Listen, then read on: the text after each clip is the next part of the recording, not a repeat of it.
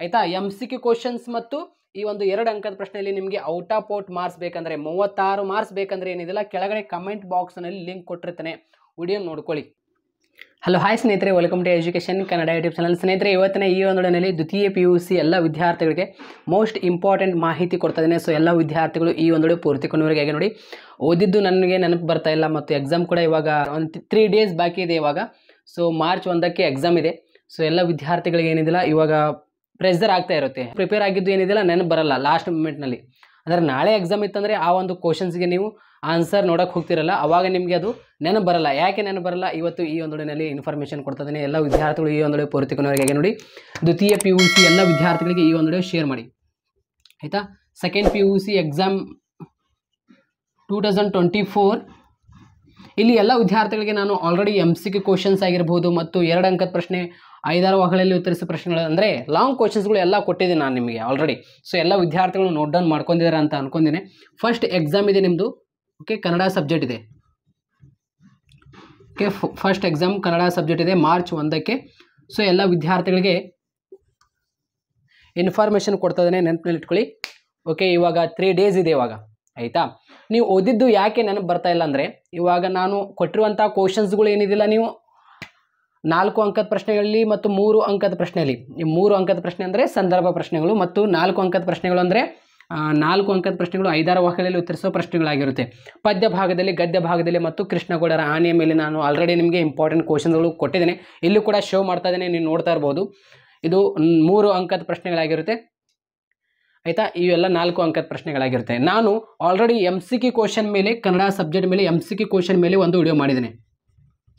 ಕೆಳಗಡೆ ಕಮೆಂಟ್ ಬಾಕ್ಸ್ನಲ್ಲಿ ಲಿಂಕ್ ಇರುತ್ತೆ. ಇಲ್ಲಿ ನಿಮ್ಗೆ ಎಷ್ಟು MCQ ಕ್ವಶನ್ ಅಂದರೆ 1 ಅಂಕದ ಪ್ರಶ್ನೆಯಲ್ಲಿ 20 ಮಾರ್ಕ್ಸ್ ಬರುತ್ತೆ. ಅದೇ ರೀತಿ 2 ಅಂಕದ ಪ್ರಶ್ನೆಯಲ್ಲಿ ನೀವು ಅಷ್ಟು ನೋಡ್ಕೊಂಡು ಹೋದರೆ ಸಾಕು.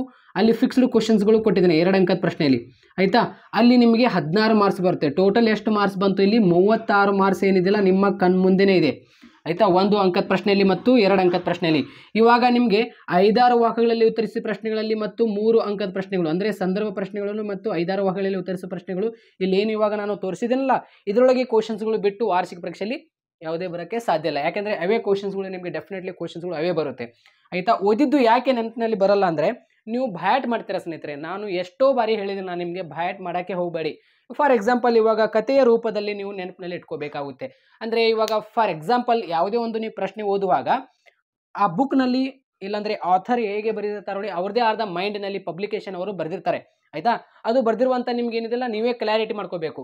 ಈ ಒಂದು ಪ್ರಶ್ನೆಗೆ ಈ ರೀತಿ ಇದೆಯಾ, ಅರ್ಥ ಮಾಡ್ಕೋಬೇಕು. ಇಲ್ಲಿ ಇಂಪಾರ್ಟೆಂಟ್ ಏನು ಗೊತ್ತಾ, ಆ ಒಂದು ಪ್ರಶ್ನೆಗೆ ನೀವು ಏನು ಅರ್ಥ ಮಾಡ್ಕೊಂಡಿದ್ರಲ್ಲ ಅದೇ ಇಲ್ಲಿ ಇಂಪಾರ್ಟೆಂಟ್ ಆಗಿರುತ್ತೆ. ಅದು ಭಯಾಟ್ ಮಾಡೋಕ್ಕೆ ಹೋಗ್ಬಿಡ್ರಿ. ಭಯಾಟ್ ಮಾಡಿದರೆ ಓದಿದ್ದು ನೆನಪಿನಲ್ಲಿ ಬರಲ್ಲ. ಯಾಕೆ ನೆನಪು ಬರಲ್ಲ ಅಂದರೆ, ಇವಾಗ ನಾಳೆ ಎಕ್ಸಾಮ್ ಇರುತ್ತೆ ಆಯಿತಾ. ಅಂದರೆ 1 ಡೇಸ್ ಬಿಟ್ಟು ಎಕ್ಸಾಮ್ ಇರುತ್ತೆ. ನೀವು ರಾತ್ರಿ ಓದ್ತಾ ಇದ್ದೀರಾ ಅಂತ ಅಂದ್ಕೊಳ್ಳಿ. ಅವಾಗ ರಾತ್ರಿಯಲ್ಲಿ ಏನು ಅನಿಸುತ್ತೆ, ನಾನು ಎಲ್ಲ ಓದಿದ್ದೆ, ನನಗೆ ನೆನಪು ಬರ್ತಾಯಿತ್ತು, ಇವಾಗ ನಾಳೆ ಎಕ್ಸಾಮ್ ಯಾಕೆ ನೆನಪು ಬರ್ತಾ ಇಲ್ಲ ಅಂತ ನಿಮಗೆ ಅನಿಸುತ್ತೆ ಆಯಿತಾ. ಯಾಕೆ ಅನಿಸುತ್ತೆ ಅಂದರೆ, ನೀವು ಅವಾಗ ಬೇಗ ಏನಿದಿಲ್ಲ ಭಯಾಟ್ ಮಾಡಿರ್ತೀರ. ಭಯಾಟ್ ಮಾಡಿದ್ದು ಯಾವಾಗಲೂ ನೆನಪಿನಲ್ಲಿ ಇರೋದಿಲ್ಲ ಅದು ಆಯಿತಾ. ನೀವು ಸಿಂಪಲ್ ವೇನಲ್ಲಿ ನೋಡಿ ಆಯಿತಾ. ಇದೇ ರೀತಿ ಓದ್ತಾ ಏನಿದೆಯಲ್ಲ ಅದಕ್ಕೆ ಅರ್ಥ ಮಾಡ್ಕೋಬೇಕು. ಆ ಒಂದು ಪ್ರಶ್ನೆಗೆ ಆನ್ಸರ್ ಇರುತ್ತಲ್ಲ, ಅಲ್ಲಿ ಕ್ವಶನ್ಸ್ಗೆ ಆನ್ಸರ್ ಇರುತ್ತೆ. ಅಲ್ಲಿ ಆ ಒಂದು ಪ್ರಶ್ನೆಗಳಿಗೆ ಆನ್ಸರ್ ಹೇಗಿದೆಯಲ್ಲ ಇದೇ ರೀತಿಯಲ್ಲಿ ಓದ್ತಾ ನೀವು ಏನಿದಿಲ್ಲ ಅದಕ್ಕೆ ನಿಮ್ಮದೇ ಆದ ಮೈಂಡ್ನಲ್ಲಿ ಆಯಿತಾ, ಮೆದುಳಿನಲ್ಲಿ ನಿಮ್ಮದೇ ಆದ ಒಂದು ಕ್ರಿಯೇಷನ್ ಮಾಡ್ಕೋಬೇಕು.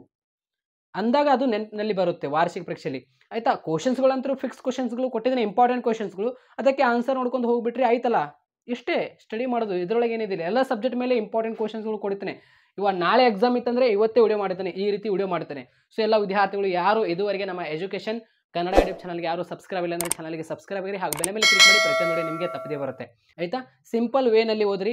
ಮತ್ತು ಅದೇ ರೀತಿ ಈ ಸಂದರ್ಭ ಪ್ರಶ್ನೆಗಳಿಗೆ ಆಯ್ಕೆ ಮತ್ತು ಸಂದರ್ಭ ಮತ್ತು ವಿವರಣೆ ಅಂತ 3 ಪಾಯಿಂಟ್ಸ್ ಬರುತ್ತೆ. ಆ 3 ಪಾಯಿಂಟ್ಸ್ ನೀವು ಹಾಕಿ ಬರೀಬೇಕಾಗುತ್ತೆ. ಇಲ್ಲಿ ಫಾರ್ ಎಕ್ಸಾಂಪಲ್ ಇಲ್ಲಿ ನಾನು ನಿಮಗೆ ಒಂದು ಪ್ರಶ್ನೆ ತೋರಿಸ್ತಾ ಇದೆ ನೋಡಿ ಆಯಿತಾ. ಈ ಒಂದು ಪ್ರಶ್ನೆಗೆ ನೀವು ಅಬ್ಸರ್ವ್ ಮಾಡಿರಿ. ಇಲ್ಲಿ ಒಂದು ಪ್ರಶ್ನೆ ಕೇಳಿದ್ದಾರೆ ಅಂದರೆ ಆ ಒಂದು ಪ್ರಶ್ನೆಗೆ ಆಯ್ಕೆ ಬರೀಬೇಕು. ಅಂದರೆ ಆ ಒಂದು ಪ್ರಶ್ನೆ ಯಾವ ಒಂದು ಪದ್ಯ ಭಾಗವೋ ಅಥವಾ ಗದ್ಯ ಭಾಗವೋ ಅಥವಾ ಕೃಷ್ಣಗೌಡರ ಆನೆ ಅದ ದೀರ್ಘ ಗದ್ಯ ಭಾಗವೋ, ಓಕೆ, ಈ ಒಂದು ಪಾಠದಿಂದ ಆಯ್ದುಕೊಳ್ಳಲಾಗಿದೆ, ಈ ಒಂದು ಪದ್ಯದಿಂದ ಆಯ್ದುಕೊಳ್ಳಲಾಗಿದೆ, ಈ ಒಂದು ಓಕೆ ಗದ್ಯ ಭಾಗದಿಂದ ಆಯ್ದುಕೊಳ್ಳಲಾಗಿದೆ ಅಂತ ಆಯ್ಕೆಯಲ್ಲಿ ಬರೀಬೇಕಾಗುತ್ತೆ. ಫಾರ್ ಎಕ್ಸಾಂಪಲ್ ಇವಾಗ ನಿಮಗೆ ಇನ್ನೂ ಹುಟ್ಟಿದೇ ಇರಲಿ ನಾರಿ ಅಣ್ಣ ರೋಳ್ ಅಂತ ನಿಮಗೆ ಒಂದು ಸಂದರ್ಭ ಕೇಳಿದಾರೆ ಅಂತ ಅನ್ಕೊಳ್ಳಿ. ಇಲ್ಲಾಂದರೆ ಕಲಿ ಭೀಮನೆ ಮಿಡುಕುಳ ಗಂಡನು ಅಂತ ನಿಮಗೆ ಪ್ರಶ್ನೆ ಕೇಳಿದಾರೆ ಅಂತ ಅನ್ಕೊಳ್ಳಿ.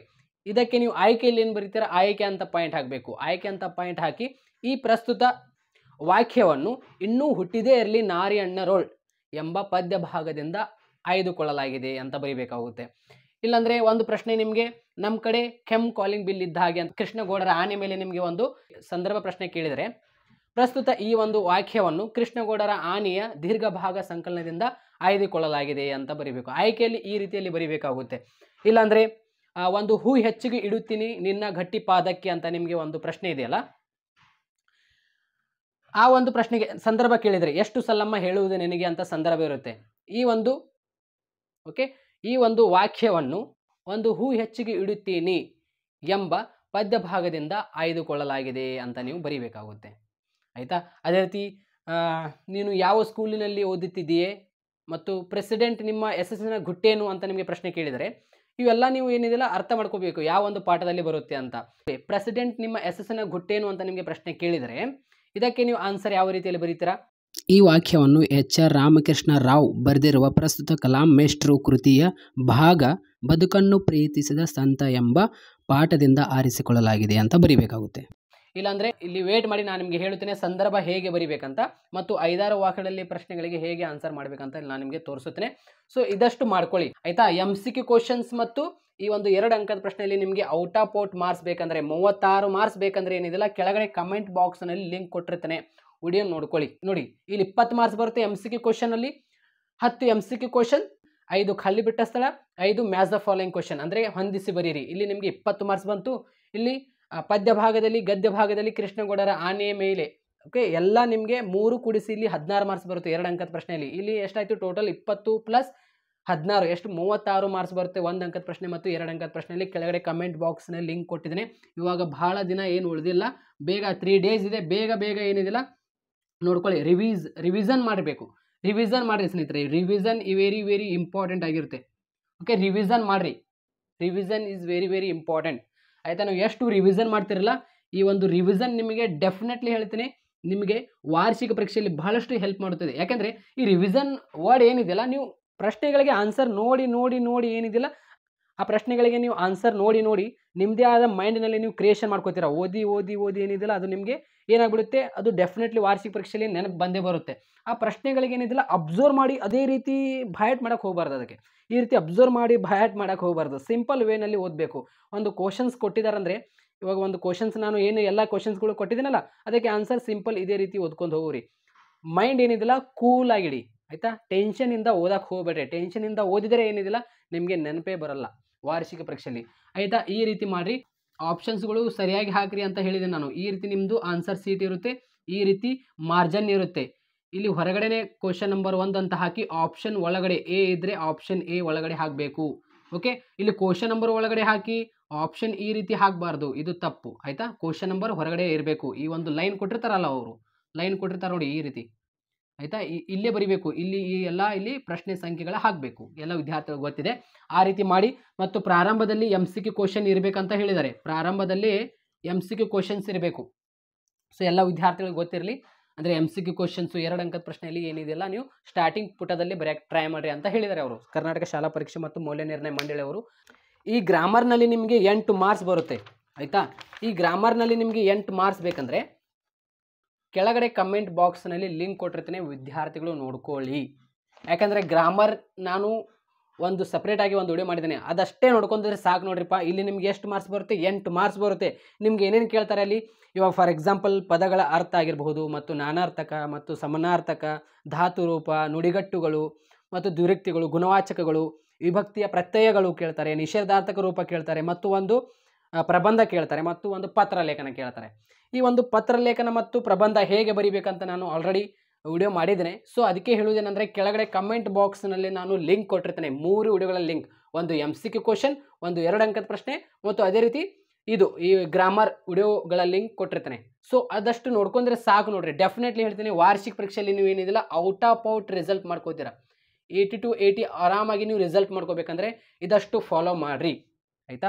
ಕೆಳಗಡೆ ಕಮೆಂಟ್ ಬಾಕ್ಸ್ನಲ್ಲಿ ಲಿಂಕ್ ಕೊಟ್ಟಿರ್ತೇನೆ, ವಿದ್ಯಾರ್ಥಿಗಳು ಹೋಗಿ ನೋಡ್ಕೊಳ್ಳಿ ಯಾವ ರೀತಿಯಲ್ಲಿ ಪತ್ರ ಲೇಖನ ಬರೀಬೇಕು, ಯಾವ ರೀತಿಯಲ್ಲಿ ನೀವು ಪ್ರಬಂಧ ಬರೀಬೇಕು, ಯಾವ ರೀತಿಯಲ್ಲಿ ನಾನಾರ್ಥಕ ಬರೀಬೇಕು, ಯಾವ ರೀತಿಯಲ್ಲಿ ಸಮಾನಾರ್ಥಕ ಕೊಟ್ಟರೆ ಸಮಾನಾರ್ಥಕ ಹೇಗೆ ಬರೀಬೇಕು, ಧಾತುರೂಪ ಹೇಗೆ ಬರೀಬೇಕು, ನುಡಿಗಟ್ಟುಗಳು ಹೇಗೆ ಬರೀಬೇಕು, ವಿಭಕ್ತಿಯ ಪ್ರತ್ಯಯಗಳು ಹೇಗೆ ಬರೀಬೇಕು, ಗುಣವಾಚಕಗಳು ಹೇಗೆ ಬರೀಬೇಕು, ನಿಷೇಧಾರ್ಥಕ ರೂಪ ಹೇಗೆ ಬರೀಬೇಕು, ಇವೆಲ್ಲ ಹೇಳಿದ್ದೇನೆ ನಾನು ಎಲ್ಲ ಹೇಳಿದ್ದೇನೆ. ಸೊ ಎಲ್ಲ ವಿದ್ಯಾರ್ಥಿಗಳಿಗೆ ಹೇಳೋದೇನೆ ಅಂದರೆ ಕೆಳಗಡೆ ಕಮೆಂಟ್ ಬಾಕ್ಸಲ್ಲಿ ಲಿಂಕ್ ಇರುತ್ತೆ, ಆದಷ್ಟು ಅಭ್ಯಾಸ ಮಾಡಿ ಆಯಿತಾ.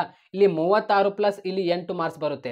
ಆರಾಮಾಗಿ ನೀವು ನೋಡಿ, ಇಲ್ಲೇ ನಿಮಗೆ ಇಲ್ಲಿ 36 ಪ್ಲಸ್ 1 ಎಷ್ಟು 44 ಮಾರ್ಕ್ಸ್ ಬರುತ್ತೆ. ಇಲ್ಲಿ 2 ಅಂಕದ ಪ್ರಶ್ನೆ ಮತ್ತು MCQ ಕ್ವಶನ್ ಗ್ರಾಮರ್ ಕೂಡಿಸಿ ಏನಿದಿಲ್ಲ 44 ಮಾರ್ಕ್ಸ್ ಬರುತ್ತೆ. ಈ 44 ಮಾರ್ಕ್ಸ್ ಏನಿದೆಯಲ್ಲ ಕೆಳಗಡೆ ಕಮೆಂಟ್ ಬಾಕ್ಸ್ನಲ್ಲಿ ನಾನು ಲಿಂಕ್ ಕೊಟ್ಟಿರ್ತೇನೆ, ವಿದ್ಯಾರ್ಥಿಗಳು ಓದ್ಕೊಳ್ರಿ ಆಯಿತಾ. ಸೊ ಎಲ್ಲ ವಿದ್ಯಾರ್ಥಿಗಳಿಗೆ ಹೇಳೋದೇನೆಂದರೆ ಆಲ್ರೆಡಿ ಇಲ್ಲಿ ಇಂಪಾರ್ಟೆಂಟ್ ಕ್ವಶನ್ಸ್ಗಳು ತೋರಿಸಿದ್ದೇನೆ. ಇವಾಗ ನಾನು ನಿಮಗೆ ಸ್ಯಾಂಪಲ್ ಆಗಿ ಈ ಒಂದು ಸಂದರ್ಭ ಪ್ರಶ್ನೆಗಳಿಗೆ ಹೇಗೆ ಆನ್ಸರ್ ಮಾಡಬೇಕು ಹೇಗೆಲ್ಲ ಇಲ್ಲಿ ನಾನು ನಿಮಗೆ ತೋರಿಸುತ್ತೇನೆ, ಬನ್ನಿ ನೋಡೋಣ ಆಯಿತಾ. ಇಲ್ಲಿ ನೋಡಿ, ಈ ರೀತಿ ನಿಮಗೆ ಪ್ರಶ್ನೆ ಕೇಳಿದರೆ ಹೆಗೆಗಳನ್ನು ಹಿಂಡಿದವನು ಮನದೊಳಗೆ ಅಂತ ನಿಮಗೆ ಈ ರೀತಿ ಸಂದರ್ಭ ಪ್ರಶ್ನೆ ಕೇಳ್ತಾರೆ. ಇದಕ್ಕೆ ಆಯ್ಕೆ ಅಂತ ಬರೀಬೇಕು. ನೋಡಿ ಇಲ್ಲಿ ಆಯ್ಕೆ ಅಂತ ಹಾಕಿದ್ದಾರೆ ನೋಡಿ ಆಯ್ಕೆಯಲ್ಲಿ ಏನು ಬರೀಬೇಕು, ಈ ವಾಕ್ಯವನ್ನು ಕುಮಾರವ್ಯಾಸನ ಕರ್ನಾಟಕ ಭಾರತ ಕಥಾಮಂಜರಿ ಎಂಬ ಕಾವ್ಯದಿಂದ ಆಯ್ದು ಇನ್ನೂ ಹುಟ್ಟಿದೇ ಇರಲಿ ನಾರಿಯಣ್ಣರೋಳ್ ಎಂಬ ಪದ್ಯ ಭಾಗದಿಂದ ಸ್ವೀಕರಿಸಲಾಗಿದೆ, ಆಯ್ದುಕೊಳ್ಳಲಾಗಿದೆ ಅಂತ ಇಲ್ಲಿ ಬರೀಬೇಕಾಗುತ್ತೆ. ಅದು ಬರೆದ ನಂತರ ಹೆಗೆಗಳನ್ನು ಹಿಂಡಿದನು ಮನದೊಳಗೆ ಈ ವಾಕ್ಯವನ್ನು ಯಾವ ಒಂದು ಸಂದರ್ಭದಲ್ಲಿ ಹೇಳಲಾಗುತ್ತೆ, ಸಂದರ್ಭ ಪಾಯಿಂಟ್ ಹಾಕಬೇಕು. ದ್ರೌಪದಿಯ ಅಳುವನ್ನು ನೋಡಲಾರದೆ ಕೊನೆಗೆ ಕೀಚಕನೊಂದಿಗೆ ಗತಿ ಕಾಣಿಸುವೆನೆಂದು ನಿರ್ಣಯಿಸಿ ಭೀಮನು ಆವೇಶಭರಿತನಾಗುವ ಸಂದರ್ಭ ಇದಾಗಿದೆ ಅಂತ ಬರೀಬೇಕು. ಆಮೇಲೆ ವಿವರಣೆ ಮಾಡಬೇಕು. ವಿವರಣೆಯಲ್ಲಿ ಏನು ಬರಬೇಕು, ಸಂಕ್ಷಿಪ್ತವಾಗಿ ಸ್ವಲ್ಪ ವಿವರಣೆ ಮಾಡಿದರೆ ನಿಮಗೆ ಇಲ್ಲಿ 3 ಮಾರ್ಕ್ಸ್ ಔಟ್ ಆಫ್ ಔಟ್ ಕೊಡ್ತಾರೆ ಆಯಿತಾ. ಸೊ ಈ ರೀತಿಯಲ್ಲಿ ನೀವು ಪ್ರಶ್ನೆಗಳಿಗೆ ಆನ್ಸರ್ ಮಾಡಬೇಕಾಗುತ್ತೆ ಆಯಿತಾ. ಇಲ್ಲಿ ಸಂದರ್ಭ ಹೇಗೆ ಬರೀಬೇಕು, ಆಯ್ಕೆಯಲ್ಲಿ ನಮ್ಮ ಭಾಷೆಯಲ್ಲಿ ಓದಿದ್ದೇ ಮೈಗೆ ಹತ್ತುವುದು ಅಂತ ನಿಮಗೆ ಕೇಳಿದರೆ ವಾರ್ಷಿಕ ಪರೀಕ್ಷೆಯಲ್ಲಿ ಆಯ್ಕೆ ಆಗಬೇಕು. ಈ ವಾಕ್ಯವನ್ನು ಡಾಕ್ಟರ್ ಹಮಾನಾಯಕ್ ಅವರು ಬರೆದಿರುವಂಥ ಕನ್ನಡವನ್ನು ಕಟ್ಟುವ ಕೆಲಸ ಲೇಖನದಿಂದ ಆರಿಸಿಕೊಳ್ಳಲಾಗಿದೆ ಅಂತ ಬರೀಬೇಕು. ಸಂದರ್ಭದಲ್ಲಿ ಏನಿದಿಲ್ಲ, ಯಾವ ಒಂದು ಸಂದರ್ಭದಲ್ಲಿ ಈ ಮಾತು ಹೇಳಲಾಗಿತ್ತು, ಯಾವುದು ನಮ್ಮ ಭಾಷೆಯಲ್ಲಿ ಓದಿದ್ದೇ ಮೈಗೆ ಹತ್ತುವುದು, ಇಲ್ಲಿ ಎಕ್ಸ್ಪ್ಲೇಷನ್ ಮಾಡಬೇಕಾಗುತ್ತೆ. ಇಲ್ಲಿ ಕೆಲವೊಂದು ವಿವರಣೆ ನೀವು ಬರಲಿಲ್ಲ ಅಂದರೂ ಕೂಡ ನಡೆಯುತ್ತೆ, ಸಂದರ್ಭದಲ್ಲಿ ಏನಿದಿಲ್ಲ ಎಷ್ಟು ಆನ್ಸರ್ ಮಾಡಿಬಿಡ್ರಿ. ಈ ರೀತಿಯಲ್ಲಿ ಆಗಿರುತ್ತೆ. ಕನ್ನಡಿಗರು ಮೊದಲು ಕನ್ನಡಿಗರಾಗಬೇಕು, ಆಯ್ಕೆಯಲ್ಲಿ ಸೇಮ್ ಇರುತ್ತೆ. ಸಂದರ್ಭಗಳು ಯಾವ ಅಧ್ಯಾಯ ಮೇಲೆ ಬರುತ್ತೆ ಅಂತ ಆಲ್ರೆಡಿ ಹೇಳಿದೆ ನಾನು. ಇನ್ನೂ ಹುಟ್ಟಿದೇ ಇರಲಿ ನಾರಿಯಣ್ಣರೋಳು ಈ ಒಂದು ಅಧ್ಯಾಯ ಮೇಲೆ ಒಂದು ಸಂದರ್ಭ. ಅದೇ ರೀತಿ ಕನ್ನಡವನ್ನು ಕಟ್ಟುವ ಕೆಲಸ ಮತ್ತು ಅದೇ ರೀತಿ ಮುಂಬೈ ಜಾತಕ, ಒಂದು ಹೂ ಹೆಚ್ಚಿಗೆ ಇಡುತ್ತೀನಿ ಮತ್ತು ಅದೇ ರೀತಿ ಬದುಕನ್ನು ಪ್ರೀತಿಸಿದ ಸಂತ ಮತ್ತು ಅದೇ ರೀತಿ ಕೃಷ್ಣಗೌಡರ ಆನೆಯ ಅಧ್ಯಾಯ ಮೇಲೆ ಇಷ್ಟು ನಿಮಗೆ ಸಂದರ್ಭಗಳು ಕೇಳ್ತಾರೆ. ಕೃಷ್ಣಗೌಡರ ಆನೆ ಅಧ್ಯಾಯ ಮೇಲೆ ನಿಮಗೆ ಸಂದರ್ಭ ಕೇಳ್ತಾರೆ. ಸೊ ಅದಕ್ಕೆ ಏನಿದಿಲ್ಲ, ನಾನು ಹೇಳೋದೇನೆಂದರೆ ನಾನು ಕೊಟ್ಟಿರುವಂತಹ ಕ್ವಶನ್ಸ್ಗಳು ನೀವು ಇಲ್ಲಿ ತೋರಿಸ್ತಾ ಇದ್ದೀನಲ್ಲ, ಇಷ್ಟು ಕ್ವಶನ್ಸ್ಗಳು ನೀವು ನೋಡ್ಕೊಂಡು ಬಿಡ್ರಿ ಆಯಿತಾ. ಸೊ ಇವಾಗ ಗ್ರಾಮರ್ ಆಗಿರ್ಬೋದು, MCQ ಕ್ವಶನ್ 2 ಮಾರ್ಕ್ಸ್ಗೆ ಏನಿದಿಲ್ಲ ಆಲ್ರೆಡಿ ವಿಡಿಯೋ ಮಾಡಿದ್ದೇನೆ. ಕೆಳಗಡೆ ಕಮೆಂಟ್ ಬಾಕ್ಸ್ನಲ್ಲಿ ಲಿಂಕ್ ಕೊಟ್ಟಿರ್ತೇನೆ. ಆ 3 ವಿಡಿಯೋಗಳ ಲಿಂಕ್ ಕೆಳಗಡೆ ಕಮೆಂಟ್ ಬಾಕ್ಸ್ನಲ್ಲಿ ಲಿಂಕ್ ಇದೆ. ಸೊ ಎಲ್ಲ ವಿದ್ಯಾರ್ಥಿಗಳು ನೋಡ್ಕೊಳ್ರಿ. All the best.